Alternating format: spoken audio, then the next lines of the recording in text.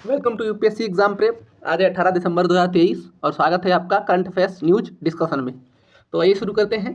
आज का हमारा पहला आर्टिकल है विजय दिवस के बारे में। तो अभी 16 दिसंबर को विजय दिवस मनाया गया।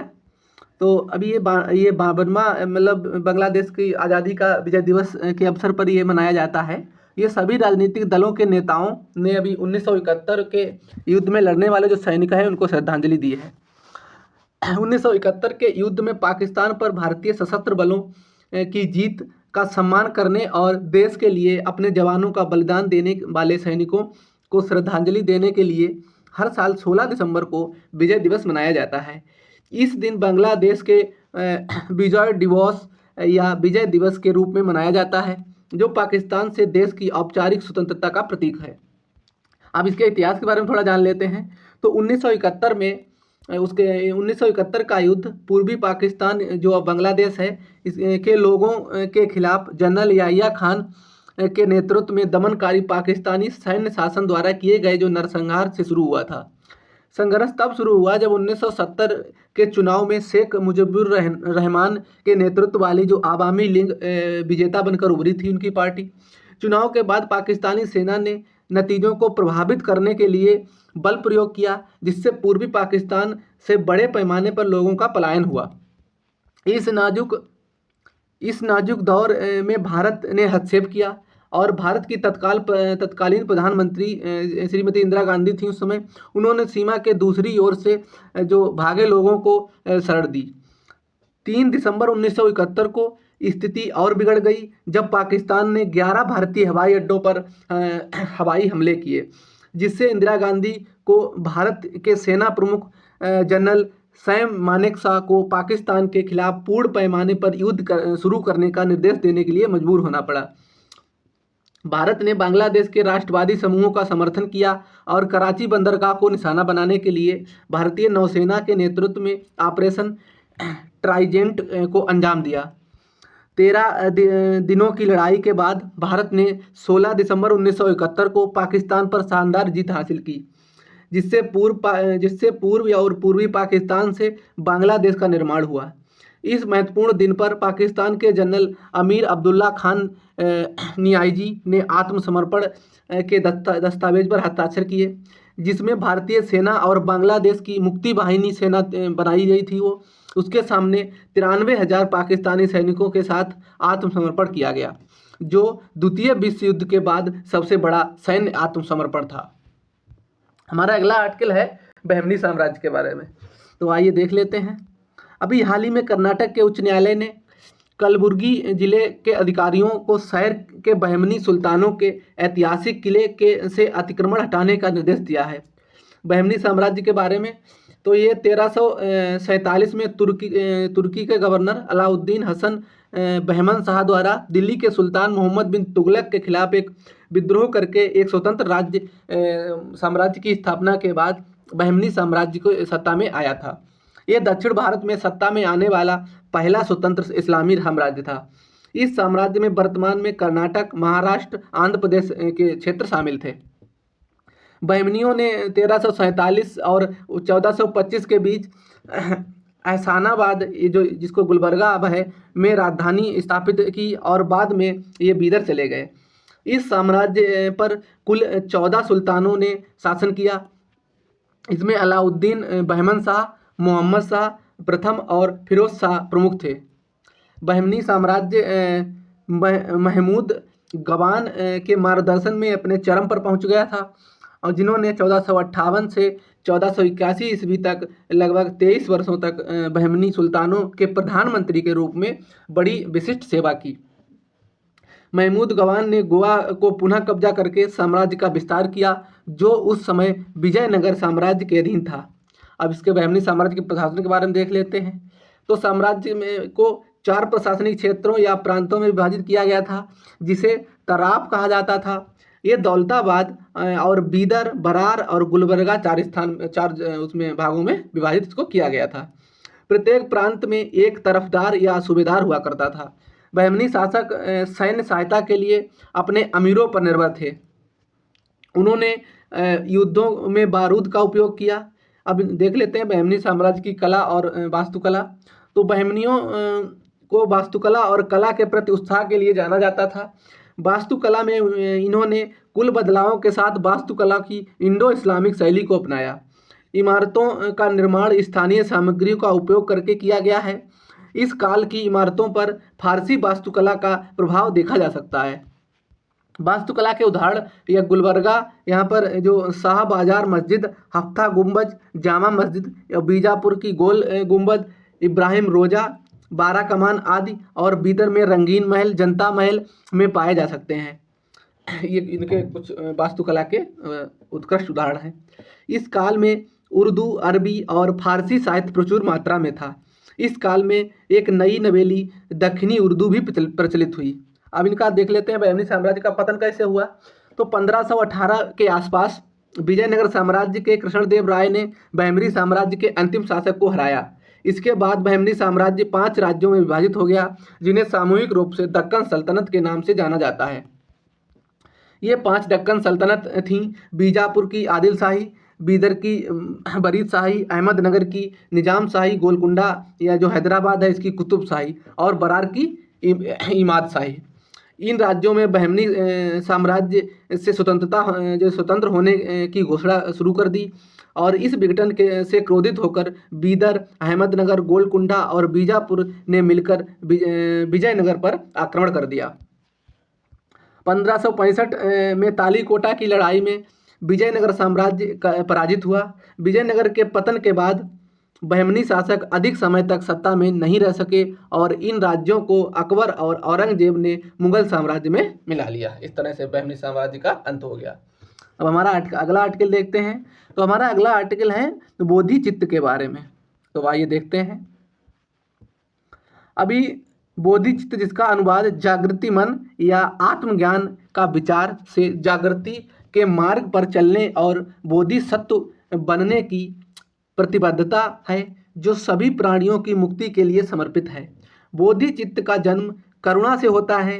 सभी प्राणियों को पीड़ा से मुक्त करने की इच्छा, यहाँ तक कि उन लोगों को भी जो हमें नुकसान पहुँचा सकते हैं या हमारे दुश्मन हैं। यह महायान परंपरा की नींव में से एक बोधि चित्त इसकी कई शिक्षाओं से बुना गया है। यह बोधिसत्व व्रत का केंद्र है, जो कई महायान बौद्ध परंपराओं में आम प्रतिबद्धता है। इसके 2 पहलू हैं। इसमें मुख्य भाग दयालु मन है, जो स्वाभाविक रूप से और सहज रूप से बिना किसी अपवाद के सभी के साथ जीवित प्राणियों की पीड़ा को दूर करना चाहता है। यह एक शुद्ध और अच्छा हृदय इसके लिए होना चाहिए।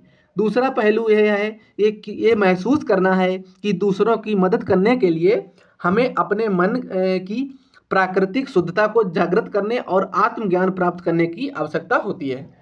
अब वो देख लेते हैं बोधिसत्व क्या है। तो बोधिसत्व ये बौद्ध धर्म का एक प्रमुख विचार है।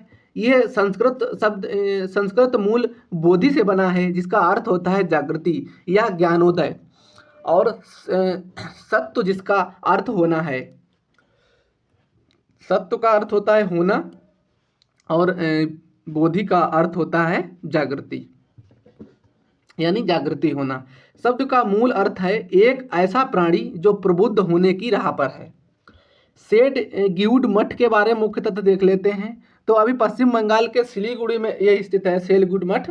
यह सेलगुड वंश या विस्फर्ड वंश की मुख्य सीट है, और ये फुसफुसाए हुए वंशावली से युक्त गुप्त शिक्षण है, जो केवल निकटतम शिष्य को ही उनके मूल शिक्षक मतलब जो उनका जो मुख्य शिक्षक होता है उसके द्वारा ध्यान देवता के साथ सीधे संचार के माध्यम से प्रेषित यानी ट्रांसफर करता है।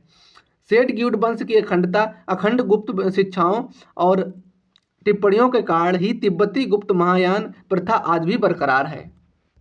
हमारा अगला आर्टिकल है न्योहोम पुरस्कार के बारे में। तो अभी देख लेते हैं। अभी हाल ही में मुंबई की प्रोफेसर सविता लाडेज, ये है सविता लाडेज, इनको रसायन विज्ञान शिक्षा में उनके योगदान के लिए रॉयल सोसाइटी ऑफ केमिस्ट्री का न्योहोम पुरस्कार दिया गया। तो इसके बारे में देख लेते हैं। तो ये न्योहोम पुरस्कार ये शिक्षा क्षेत्र में पर्याप्त और निरंतर प्रभाव डालने वाले प्रेरणादायक, नवोन्मेषी और समर्पित व्यक्तियों या टीमों को प्रदान किया जाता है। ये प्राथमिक माध्यमिक और आगे की शिक्षा और उच्च शिक्षा में काम करने वाले व्यक्तियों का जश्न मनाता है, जिसमें शिक्षक तक टेक्नीशियन और बहुत कोई इसमें बाकी भी लोग शामिल होते हैं। ये रासायनिक विज्ञान शिक्षा के क्षेत्र में एक प्रमुख राष्ट्रीय और अंतर्राष्ट्रीय अनुसंधान और नवाचार योगदान को मान्यता देता है। ये पुरस्कार 1968 से 1970 तक रॉयल सोसाइटी ऑफ केमिस्ट्री के अध्यक्ष सर रोनाल्ड योहोम के जीवन कार्य की स्मृति में स्थापित किया गया था। ये प्रतिवर्ष प्रदान किया जाता है। यह पुरस्कार यूके और आयरलैंड और अंतर्राष्ट्रीय स्तर पर नामांकित व्यक्तियों के लिए खुला रहता है। ये केवल यूके और आयरलैंड के नामांकन के लिए ही खुला रहता है। 2023 के लिए यह पुरस्कार दुनिया में कहीं भी स्थित नामांकित व्यक्तियों के लिए खुला था, इसीलिए इनको मिला है।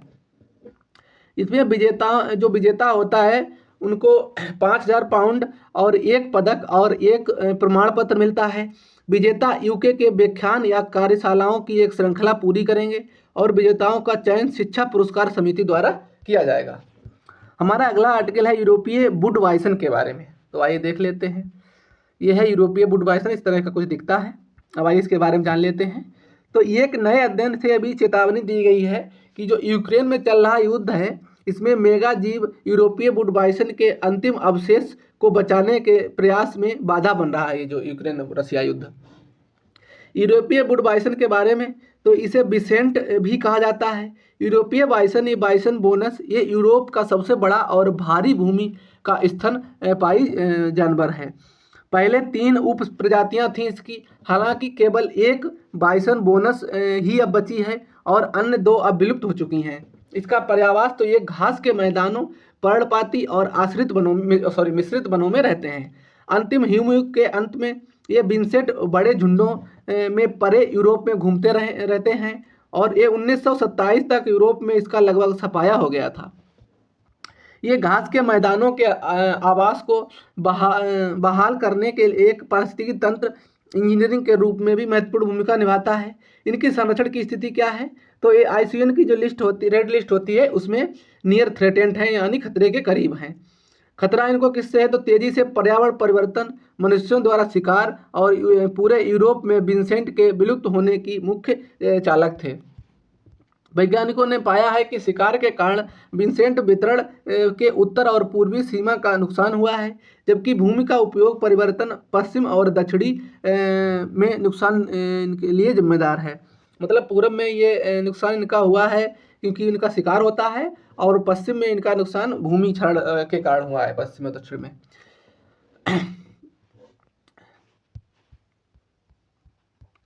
अब हम देख लेते हैं, हमारा अगला आर्टिकल है सूरत डायमंड एक्सचेंज के बारे में।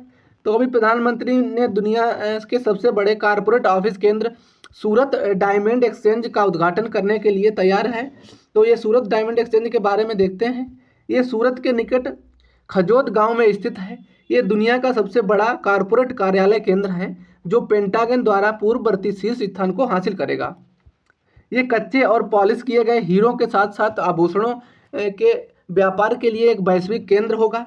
ये दुनिया के कोने कोने में हीरा खरीदने वालों को सूरत डायमंड बाजार में व्यापार करने के लिए एक वैश्विक मंच प्रदान करेगा। इसकी विशेषताएं क्या है, तो इसे 3400 करोड़ रुपए की लागत से 35.54 एकड़ भूमि पर बनाया गया है।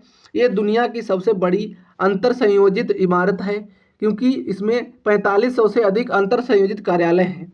इस बृहद संरचना में 15 मंजिलों के अलावा 9 ग्राउंड टावर, जिसमें 300 वर्ग फुट से 1 लाख वर्ग फुट तक कार्यालय का स्थान है। 9 आयताकार टावरों को जोड़ने वाली एक केंद्रीय संरचना है और इस एक्सचेंज में आयात निर्यात के लिए एक अत्याधुनिक सीमा शुल्क क्लियरेंस हाउस, खुदरा आभूषण व्यवसाय के लिए एक आभूषण मॉल और अंतर्राष्ट्रीय बैंकिंग और सुरक्षित वॉल्ट के लिए एक सुविधा शामिल होगी। ये देश का सबसे बड़ा सीमा शुल्क क्लियरेंस हाउस है। इस इमारत में 175 देशों ने 4200 व्यापारियों को ठहरने की क्षमता है जो पॉलिश किए गए हीरे खरीदने के लिए सूरत आएंगे। ये विशाल आकार के बावजूद एक्सचेंज ये पंच तत्व के सिद्धांतों का पालन करके प्रकृति के 5 तत्वों के साथ तालमेल बिठाकर पर्यावरणीय प्रभाव को न्यूनतम करता है। इस इमारत का एक अत्याधुनिक छत सौर ऊर्जा परियोजना को प्रदर्शित करती है जो सामान्य क्षेत्र में स्थिरता सुनिश्चित करने सुनिश्चित करती है और एक उज्ज्वल शीतलन प्रणाली का उपयोग करती है।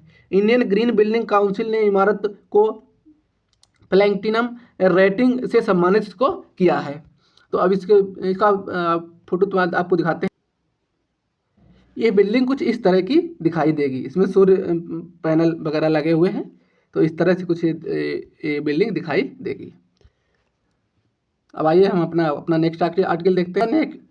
हमारा नेक्स्ट आर्टिकल है भारत नई कार मूल्यांकन कार्यक्रम, यानी भारत NCAP। तो आइए देख लेते हैं। अभी हाल ही में Bharat new car assessment program के तहत कारों की क्रैश टेस्टिंग का पहला दौर सफलतापूर्वक पूरा हो गया है। तो Bharat new car assessment program के बारे में देखते हैं। तो ये क्रैश परीक्षण कारों के लिए एक स्वदेशी स्टार रेटिंग प्रणाली है, जिसके तहत वाहनों को 1 से 5 स्टार के बीच आवंटित किया जाएगा, जो टक्कर होने पर सुरक्षा का संकेत देगा। ये सुरक्षा क्रैश टेस्टिंग के पीछे नियामक संस्था ग्लोबल NCAP और भारत सरकार के बीच एक महत्वाकांक्षी संयुक्त परियोजना है। इसका उद्देश्य क्या है? तो ये उपभोक्ताओं को कार खरीदने से पहले सोच समझकर निर्णय लेने में मदद करना है और जिससे सुरक्षित कारों की मांग बढ़ेगी। भारत NCAP के तहत ऑटोमोबाइल्स निर्माताओं द्वारा स्वेच्छा से नामांकन कारों का ऑटोमोटिव उद्योग मानक यानी AIS 197 में निर्धारित प्रोटोकॉल के अनुसार क्रैश परीक्षण किया जाएगा। प्रयोज्यता क्या है? तो यह कार्यक्रम उन यात्री वाहनों पर लागू है जिसमें ड्राइवर की सीट के अलावा 8 से अधिक सीटें नहीं हैं और वाहन में कुल वजन 3500 किलोग्राम से अधिक नहीं है। ये केवल किसी विशेष प्रकार के बेस मॉडल का परीक्षण किया जाएगा इसके द्वारा। ये आंतरिक जो दहन इंजन मॉडल के अलावा CNG कारों के साथ साथ बैटरी से चलने वाली जो इलेक्ट्रॉनिक कारें हैं उनको अभी सुरक्षा परीक्षण से गुजरने के पात्र होंगे। रेटिंग आवंटन कैसे करा जाएगा? तो भारत NCAP के तहत परीक्षण किए गए वाहनों का मूल्यांकन 3 महत्वपूर्ण सुरक्षा डोमेन में किया जाता है। इसमें वयस्क यात्री सुरक्षा, बाल यात्री सुरक्षा और सुरक्षा सहायता प्रौद्योगिकियाँ। इस परीक्षण कार्यक्रम में AIS 197 मानकों पर आधारित है। इसमें चयन परीक्षण जो इकाइयाँ हैं उनको केंद्रीय सड़क परिवहन संस्थान के समन्वय से निकटतम परीक्षण केंद्र में भेजा जाएगा। प्रत्येक कार को 5 प्रमुख परीक्षणों से गुजरना होगा। इसमें front impact, side impact, side pole और इम्पैक्ट, इलेक्ट्रॉनिक स्थिरता नियंत्रण, पैदल यात्री अनुपालक फ्रंट डिजाइन, ये 5 इसमें प्रमुख परीक्षणों से इसको गुजरना पड़ेगा। ये परीक्षण क्रैश डमी के साथ किए जाएंगे और कारों की सुरक्षा सुविधाओं का मूल्यांकन भी किया जाएगा। इन परीक्षणों के बाद कारों को 1 से 5 स्टार की रेटिंग प्राप्त होती है, जो उनके सुरक्षा प्रदर्शन को दर्शाती है। ग्लोब NCAP को अलग अलग वयस्क अधिभोगी सुरक्षा और बाल अधिभोगी सुरक्षा रेटिंग के विपरीत ये एक एकीकृत रेटिंग प्रदान करेगा। ये एक स्वैच्छिक कार्यक्रम है। इसके तहत स्टार रेटिंग के मूल्यांकन के लिए कार की लागत और ऐसे मूल्यांकन की लागत संबंधित वाहन निर्माताओं या आयातक द्वारा वहन की जाती है। अन्य देशों के विपरीत जहां NCAP गैर सरकारी संस्थाओं द्वारा किया जाता है, भारत में एक भारत NCAP प्राधिकरण होगा। ये प्राधिकरण सार्वजनिक जानकारी के लिए सभी नए कार मॉडलों की सुरक्षा रेटिंग वेबसाइट पर प्रदर्शित करेगा। हालांकि वाहन निर्माताओं के लिए अपनी कारों को मूल्यांकन के लिए प्रस्तुत करने का एक विकल्प भी होगा। केंद्र सरकार सार्वजनिक सुरक्षा हित में मॉडल के एक विशेष संस्करण का मूल्यांकन हेतु प्राधिकरण से किसी भी निर्दिष्ट क्रैश ट्रस्ट केंद्रों के चयन करने के लिए भी कह सकती है। हमारा अगला आर्टिकल है रेल कौशल विकास योजना के बारे में। तो आइए देख लेते हैं। ये रेल कौशल विकास योजना अभी हाल ही में रेल मंत्री ने अभी स्पष्ट किया है कि नवंबर 2023 तक रेल कौशल विकास योजना के तहत कुल 26,000 से अधिक उम्मीदवारों को भारतीय रेल में नौकरियों के लिए अधिमान्य उपचार नहीं मिलेगा।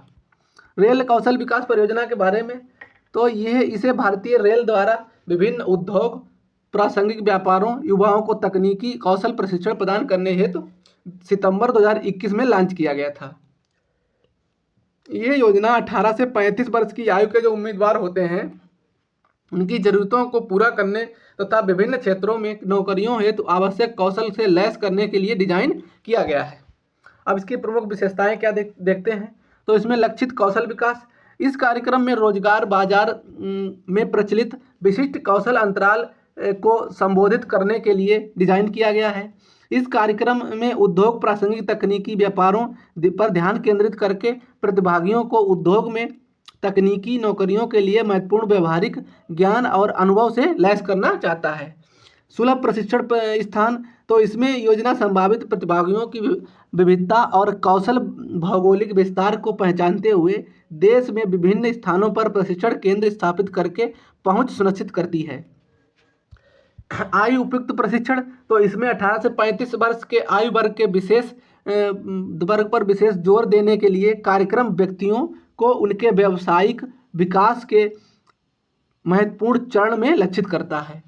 अब उद्योग विशेषज्ञों का सहयोग, तो इस योजना में प्रशिक्षण मॉड्यूल की प्रासंगिकता और प्रभावशीलता सुनिश्चित करने के लिए उद्योग विशेषज्ञों पेशेवरों के साथ सहयोग शामिल है।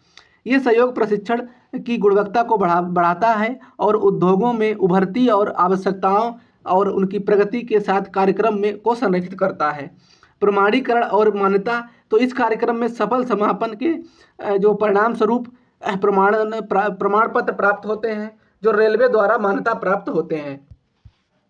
ये प्रमाण पत्र प्रतिभागियों के अंतर्गत कौशल के ठोस प्रमाण के रूप में काम करते हैं और रोजगार बाजार में भी इनकी रोजगार क्षमता को भी बढ़ा सकते हैं। हमारा अगला आर्टिकल है स्वार्म ड्रोन्स के बारे में, तो आइए देख लेते हैं। ये इस तरह से स्वार्म ड्रोन दिखाई देते हैं। अभी भारतीय वायुसेना ने विभिन्न परिचालन परिदृश्यों, विशेष रूप से एकाधिक स्वार्म ड्रोनों से खतरों का मुकाबला करने के लिए विभिन्न मोबाइल प्रणालियों की आवश्यकता की रूपरेखा तैयार की है, तो इसीलिए चर्चा में है। तो स्वार्म ड्रोन के बारे में देख लेते हैं। स्वार्म ड्रोन का अर्थ होता है पुनः कॉन्फ़िगर किए गए मॉड्यूल का स्मार्ट वॉर फाइटिंग एरे, मतलब स्मार्ट वॉर मतलब फाइटिंग एरे ऑफ रिकॉन्फिगरेट मॉड्यूल्स। ये स्वार्म ड्रोन के सामान्यतः कई ड्रोन होते हैं जो समन्वय का कार्य, परस्पर संचार और एक सामान्य उद्देश्य को प्राप्त करने के लिए उनकी जानकारी को साझा करते हैं। ये ड्रोन एक ही या उससे अलग अलग प्रकार के हो सकते हैं, जिसमें छोटे क्वाडकॉप्टर से लेकर बड़े फिक्स्ड विंग ड्रोन तक शामिल होते हैं। इसकी ताकत एक सामूहिक इकाई के रूप में कार्य करने की क्षमता में निहित होती है, जो निर्बाध में कुशलता और संचालित करने की स्वार्म खुफिया एल्गोरिदम और उन्नत सॉफ्टवेयर का लाभ उठाते हैं। ये ड्रोन आर्टिफिशियल इंटेलिजेंस से लैस हैं और एक दूसरे के साथ ये नियंत्रण स्टेशन से भी संवाद कर सकते हैं। सभी एकल ड्रोन वितरित समन्वय और उपयोग करके कार्यों को पूरा करने के लिए एकजुट होकर काम करते हैं और एक ड्रोन द्वारा भेजा गया प्रत्येक संचार दूसरे को उनके पर्यावरण और मिशन के भूमिकाओं के बारे में नवीनतम जानकारी प्रदान करता है। क्योंकि इनके आदेश वास्तविक समय में डेटा पर आधारित होते हैं, इसलिए ये अपने परिवेश में जो होने वाले परिवर्तनों पर तुरंत और सटीक प्रतिक्रिया करते हैं।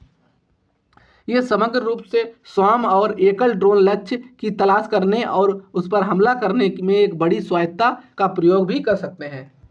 हमारा अगला आर्टिकल है बाराकूडा नाव के बारे में, तो ये इस तरह से कुछ दिखती है बाराकूडा नाव।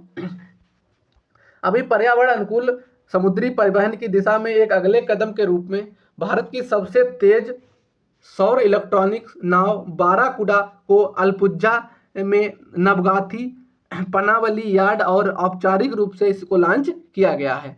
ये पहली सौर ऊर्जा नाव है पलागुडा, इस तरह की दिखाई देती है। अब देखो इसके बारे में देखते हैं।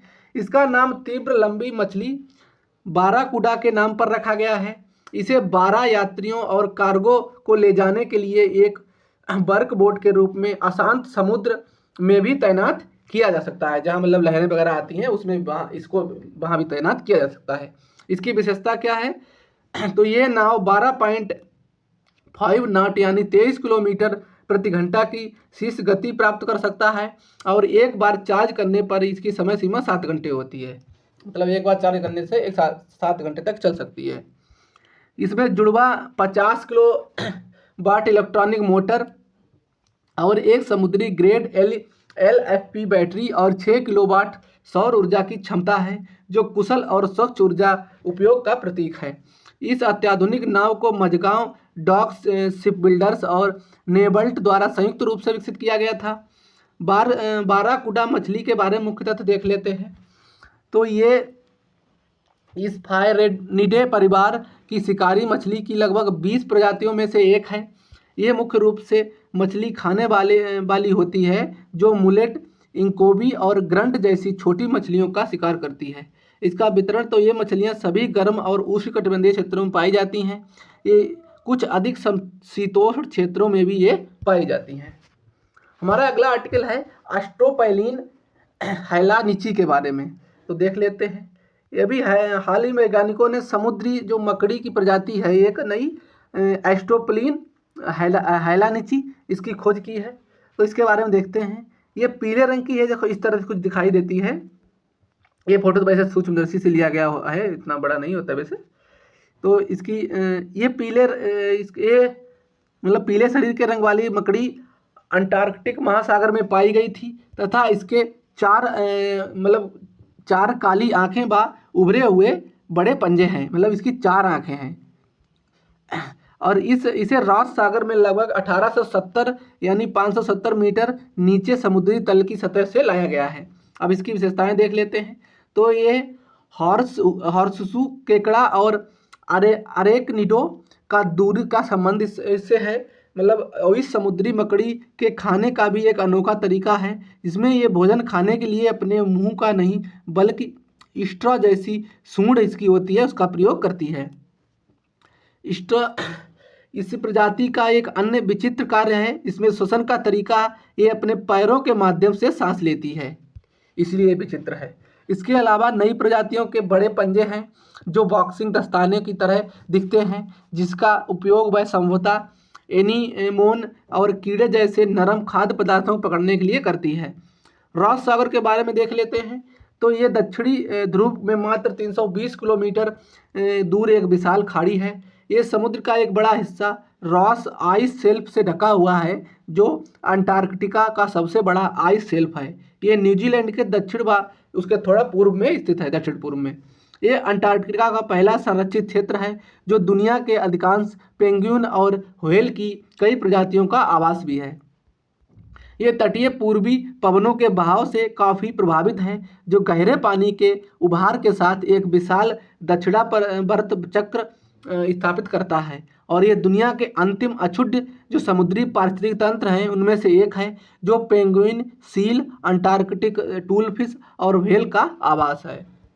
हमारा अगला आर्टिकल है निजी कानून में एकीकरण के लिए अंतर्राष्ट्रीय संस्थान के बारे में। तो आइए देखते हैं। अभी हाल ही में रोम में हुए चुनाव में पहले दौर में रोम स्थित निजी कानून के एकीकरण के लिए एक अंतर्राष्ट्रीय संस्थान की गवर्निंग काउंसिल के लिए भारत की उमा शेखर चुनी गई हैं। तो अभी इसके बारे में देखते हैं। ये एक स्वतंत्र अंतर सरकारी संगठन है। इसकी स्थापना 1926 में राष्ट्र संघ यानी लीग ऑफ नेशन की सहायक अंग के रूप में की गई थी। राष्ट्र संघ समाप्ति के बाद इसे 1940 में एक बहुपक्षीय समझौता यानी UNIDROIT कानून के आधार पर पुनः स्थापित किया गया। इसके सदस्य तो इसमें 65 सदस्य देश शामिल हैं, जो 5 महाद्वीपों में विस्तृत तथा विभिन्न कानूनी, आर्थिक और राजनीतिक प्रणालियों के साथ साथ विभिन्न सांस्कृतिक पृष्ठभूमि का भी प्रतिनिधित्व करते हैं। इसकी फंडिंग तो इस संस्थान जो सदस्य देश होते हैं उनका वार्षिक योगदान से इनका वित्त पोषण किया जाता है, इसमें जो महासभा द्वारा तय किया गया है। इसकी संरचना तो इसमें अनिवार्य रूप से 3 स्तरीय संरचना जो सचिवालय, गवर्निंग काउंसिल और महासभा से निर्मित है। इसका कार्यकारी अंग सचिवालय है, जो दिन प्रतिदिन के कार्यक्रमों को संचालित करने हेतु उत्तरदायी है। इसकी अध्यक्षता संस्थान के अध्यक्ष के नामांकन पर गवर्निंग काउंसिल द्वारा संयुक्त महासचिव द्वारा की जाती है। इसके महासचिव को अंतर्राष्ट्रीय सिविल सेवकों और सहायक कर्मचारियों की एक टीम द्वारा सहायता प्रदान की जाती है। सभी नीतिगत पहलों की निगरानी गवर्निंग काउंसिल करती है। इसका अंतिम निर्णय लेने वाला अंग महासभा है। इसकी भाषाएं तो इसमें अधिकाधिक भाषाओं में अंग्रेजी, फ्रेंच, जर्मनी, इटावली, स्पेनिश हैं और इसकी कामकाजी भाषा अंग्रेजी और फ्रेंच है। भारत 1950 से ही इसका संगठन का सदस्य है। हमारा अगला आर्टिकल है MH-60 रोमियो हेलीकॉप्टर। तो इस तरह से कुछ दिखता है MH-60 रोमियो हेलीकॉप्टर। तो भारतीय नौसेना ने अभी हाल ही में लॉकहीड मार्टिन से छठा MH-60R रोमियो हेलीकॉप्टर प्राप्त हुआ है इसको, तो इसके बारे में देख लेते हैं। ये दुनिया का सबसे उन्नत समुद्री हेलीकॉप्टर है और अमेरिकी नौसेना का ये प्राथमिक पनडुब्बी रोधी और सतह युद्धक हेलीकॉप्टर है, जिसे विशेष रूप से भूमि या समुद्र संचालन के सभी पहलुओं के लिए डिजाइन किया गया है। इसका निर्माण अमेरिकी रक्षा प्रमुख लॉकहीड मार्टिन द्वारा किया गया है।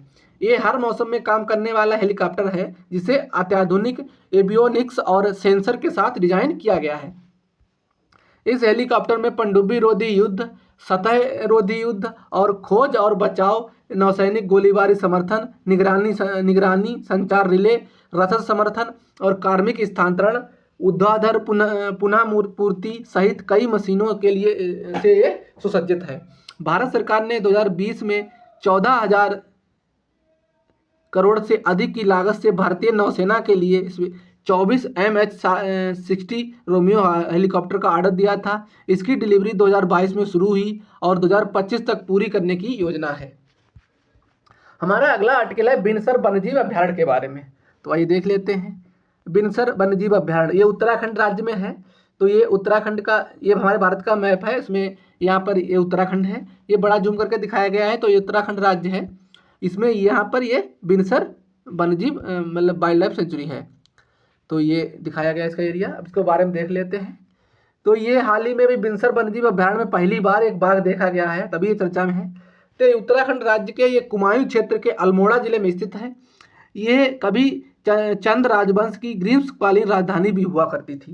ये 11वीं से 18वीं शताब्दी ईस्वी तक कुमायूं का शासन यहाँ पर रहा। इस अभ्यारण्य का नाम बिंदेश्वर महादेव मंदिर के नाम पर रखा गया है, जो भगवान शिव को समर्पित है। एक प्राचीन हिंदू चट्टान मंदिर है जो अभ्यारण्य के उच्चतम बिंदु पर स्थित है। इसका कुल क्षेत्रफल लगभग 45.59 वर्ग किलोमीटर है और ये 2500 मीटर की ऊंचाई पर स्थित है। ये चौखंबा, नंदा देवी, नंदाकोट, पंचाचूली और केदारनाथ जैसी बर्फ से ढकी हिमालय चोटियों के मनमोहक और मनोरम दृश्य प्रस्तुत करता है, मतलब यहाँ से दिखाई देते हैं। इसमें अधिकांश ऊंचाई पर रेडोडेंड्रॉन और ओक तथा कम ऊंचाई पर चीड़ के वृक्षों का प्रभुत्व है। बिनसर में 25 प्रकार के पेड़ पाए जाते हैं और 24 प्रकार की झाड़ियाँ तथा 7 प्रकार की घास पाई जाती है। जीव जंतुओं में यहाँ पर जंगली सुअर, हिरण, बंदर, काला भालू, शाही, पहाड़ी बकरी, लाल लोमड़ी, सियार, पाइन मार्टन, तेंदुए पक्षी की 200 प्रजातियां और भी बहुत जानवरों और पक्षियों के घर हैं। वाइल्ड लाइफ इंटरनेशनल ने इस रिजर्व को महत्वपूर्ण पक्षी क्षेत्र को घोषित किया है। फोर्क टेल और ब्लैक बर्ड जैसी पक्षियों की अत्यंत दुर्लभ प्रजातियां भी यहाँ पर देखी जा सकती हैं। तो आज के हमारे सारे आर्टिकल फिनिश हुए, वीडियो को एंड करते हैं। वीडियो अच्छा लगे तो वीडियो को लाइक करें, शेयर करें, सब्सक्राइब करें हमारे चैनल को। थैंक यू, धन्यवाद।